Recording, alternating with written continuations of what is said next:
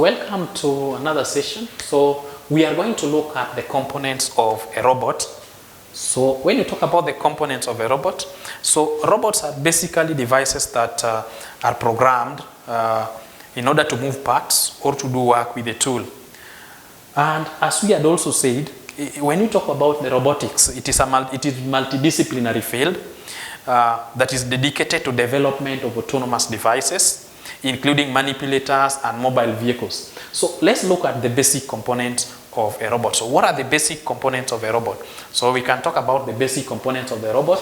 So there are several ways by which people define this, but we are going to look at 7 components. So the first one, we are going to look at the structure, or at times we refer to it as the base. The second one, we are going to look at the power source. Power source. Where is the robot getting its power from? How is it powered? Then the third one, we are going to look at the actuators. Actuators. The fourth one, we're going to look at the manipulators or manipulation. Manipulation or manipulators. The fifth one, we are going to look at the locomotion. What does it move? What does it use to achieve movement in case it is supposed to move? The sixth one, we're going to look at the sensors or sensory devices. Sensors or sensory devices. And lastly, we are going to look at what we refer to as the controller. Controller. So those are the 7 components that we are going to look at. Several people have several ways of defining the components. Some reduce the number, but we are going to look at the 7 components. So we are going to look at them one by one, starting with the first one, which is the structure. So we are going to look at the structure. So number one, the first component that we are going to look at is the structure. So when you talk about the structure of a robot, the structure of the robot is usually, in most cases, it is mechanical, and that is why it is always referred to as kinematic chain, with its functionality being similar to the skeleton of human body. The chain is usually formed by use of links, and the links is in this reference, with the reference to human beings is the bones, while the actuators are the muscles, and the joints which can allow one or more degrees of freedom. In most cases, we usually have most contemporary robots that usually use open serial chains, in which each link connects the one before to the one after it. And these robots are usually referred to as serial robots, and they often resemble the human arm. So when you talk about the structure, then we talk about it being mechanical, and mechanical whereby we are maybe referring to the chain that is formed, that is formed of links, and in this case the links will be the bones. And then we have the actuators, which are the muscles and the joints that can allow one or more degrees of freedom. Most of the contemporary robots that we are talking about are maybe open chain, on which one link usually connects to the other, the one that exists before it. And these robots are the ones that we are referring to as the serial robots. And the robots that we are talking about majorly resemble human arm. A good example of such like a robot is what we refer to as the steward platform that use closed parallel chain. Other structures that can be used in order to mimic the mechanical structure of human beings, various animals, insects, and maybe comparatively rare. So in most cases we try to mimic human being, but also as we said earlier, the robots are basically used in order to emulate human being or to carry out a task that can be carried out by human being. However, the development of such structures that resemble other things, like we've talked about other structures that is of the insects, they are very rare, and this is an area that is in active research. That is what we usually refer to as the biomechanics. Robots usually use the manipulators, which have an end effector that is mounted on the last link. So, like when you talk of the human arm, the last link that we have for the human arm are the fingers, and it is the fingers that the human being usually uses in order to manipulate the environment around, in order to destroy, carry, and this is what usually referred to as the end effector. The end effector, as far as the robots are concerned, can be anything from welding device to a mechanical hand that is used to manipulate environment. As we have said, like in the case of the human being, we can have the fingers that he uses to carry, that he uses to push, pull, and so on. So basically, when you talk about the structure, then that is what the structure is all about. So majorly it's talked about the structure being mechanical, and also is what we usually refer to as the kinematic chain, whereby in most cases we usually use what we call the serial. We usually use what we refer to as the serial chain. So that is what the structure is about. The second component that we're going to talk about in this case is what we refer to as the power source. The power source. So when you talk about the power source is always dependent on maybe the environment where the robot is going to work. Like, for example, we can talk about the power source. There are several power sources that we can talk about. One of them can be lead acid batteries. We can talk of the lead acid batteries. Lead acid batteries. And the lead acid batteries are popularly used in mobile robots. And this is because of their size and portability. Another power source that we can talk about is the pneumatic power source. Pneumatic power source. So the pneumatic is always, it consists of compressed gases that are stored and released into the actuators that can convert pressure into motion. So that is another power source, the pneumatic source. We have to compress. As we compress, the changes in pressure, as the pressure changes, it creates movement, and that movement will ensure that the robot is able to move. So the next one we can talk about hydraulic as a power source. So hydraulic here, in this case, just like, almost like pneumatic, but now instead of having compressed gases, the hydraulic will now have the compressed liquids as the energy source. The fourth one that we can talk about is the flywheel. We can talk about the flywheel energy storage. Flywheel energy storage. So when you talk about the flywheel energy storage, this is always referred to at times as EFS, the flywheel energy storage. So for the flywheel energy storage, it works simply by accelerating a motor or what we refer to as the flywheel to a very high speed and maintaining the energy in the system as rotational energy. When the energy will be extracted from the system, the flywheel rotational speed will be reduced as a consequence of the principle of conservation of energy. Adding energy to the system correspondingly results into the increase of speed in the flywheel. So when you talk of this flywheel system, the advanced flywheel energy storage usually have rotors made of high-strength carbon filaments, and they are suspended by magnetic bearings and spinning at speeds from 20,000 to 50,000 RPM in a vacuum enclosure. So such like flywheels can come up to a speed in a matter of minutes and much quicker than other forms of energy storage. So when you talk of the flywheel energy system, we are simply talking about a rotating, whereby it is energized, it is rotated. When the energy is withdrawn, then the speed reduces. As you add more energy, when the speed, then the speed increases, and it is this aspect that we use in order to create, in order to ensure movement in the robotic systems. Another source, we can also talk about the nuclear reactors whereby we talk of the nuclear fission, we can talk of the nuclear reactors. Nuclear reactors. We can talk of, or here we talk about 2, nuclear fission and nuclear fusion.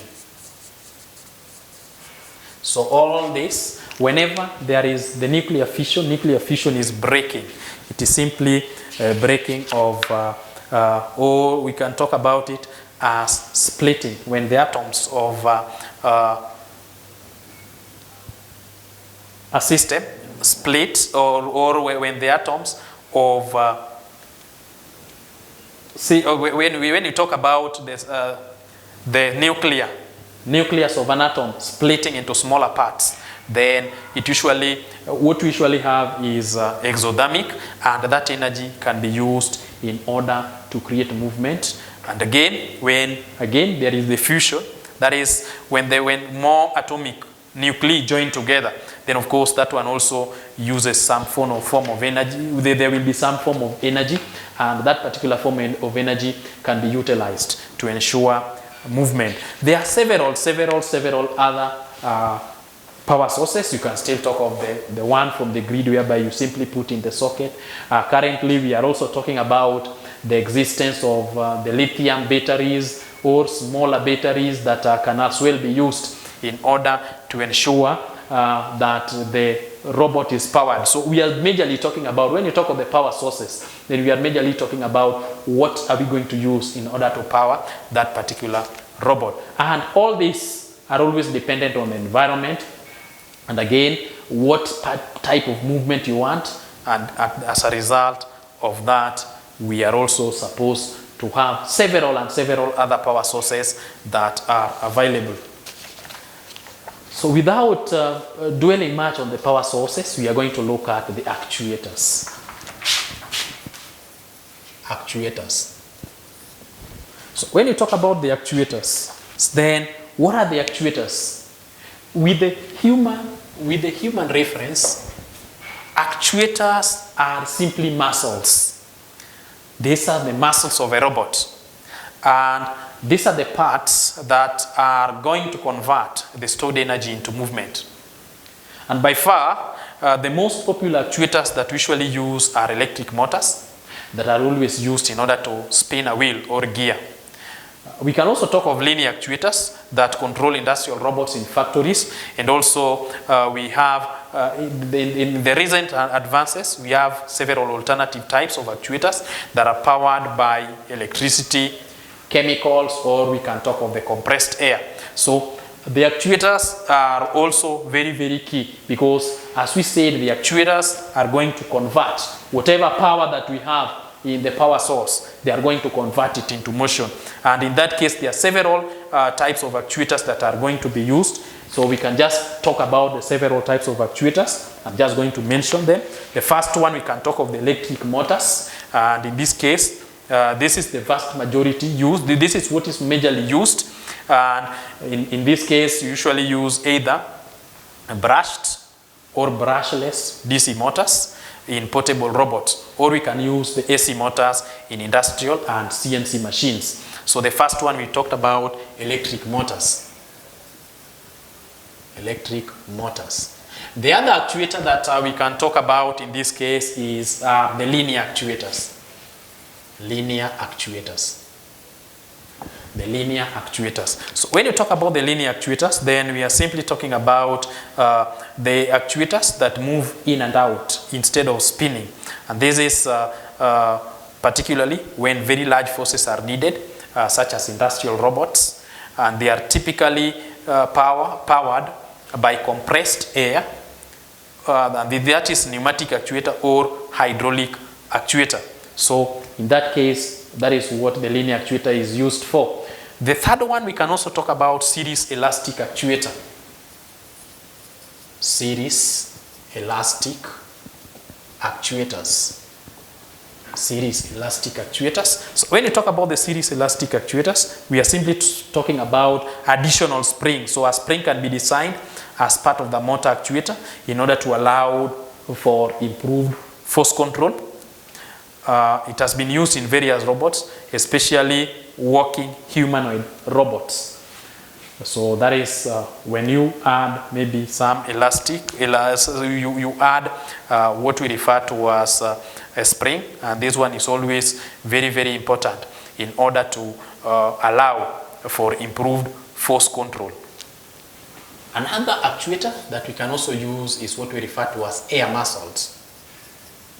Air muscles. So when you talk about the air muscles, this is also known as pneumatic artificial muscles, and they are always, these are simply special tubes that either contract, and this one usually it happened typically up to 40% when air is forced inside it, and they can be used for robot applications.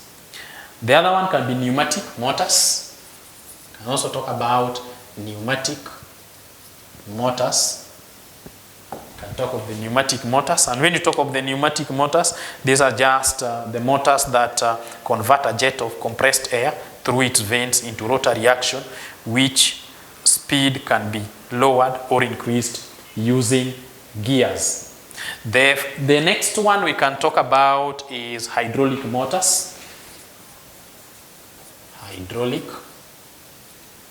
motors.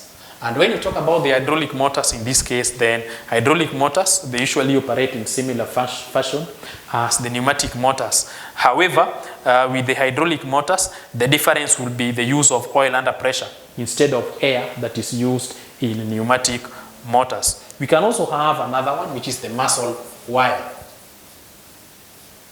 Muscle wire.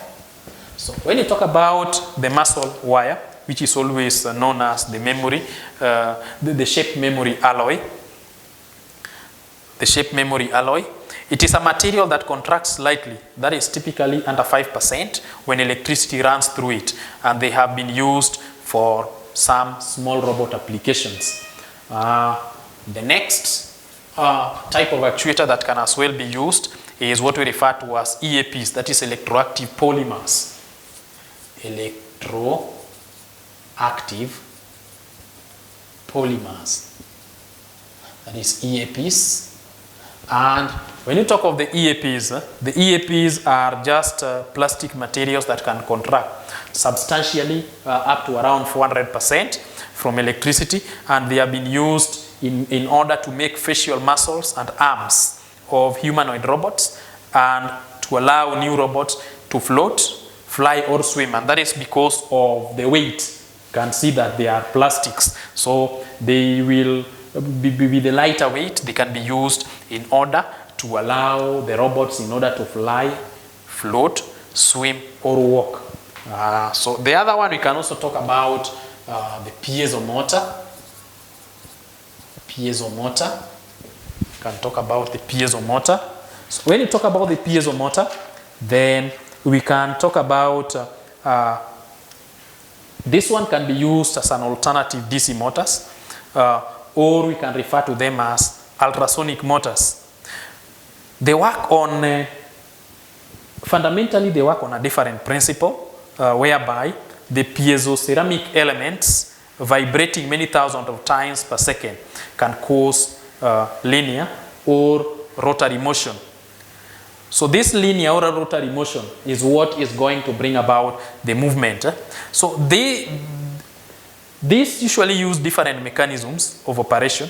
That is, one type may use vibration of piezo elements in order to walk the motor into a circle, or straight line. So depending on the arrangement, they can either be straight line or linear. Another type can also use the piezo elements in order to cause a nut to vibrate and drive a screw, and so on and so forth. So these particular piezo motors, they usually have advantages. The advantages in terms of speed and available force for their size. And these motors are readily available commercially, and they can be used on some robots. So we can talk about another actuator, that is what we usually refer to as elastic nanotubes. Elastic nanotubes. Can talk about elastic nanotubes. So when you talk about elastic nanotubes, these are simply tubes that have their filaments deforming elastically by several percent with energy storage levels from metal nanotubes. This one can be used in order to form human biceps. They can be used to form human biceps, and also they can be used in order to enable the future robots that will be made in order to outrun or to outjump human beings. So these ones are some of the actuators that are always used in the robots. So that is the third component of a robot that we're talking about.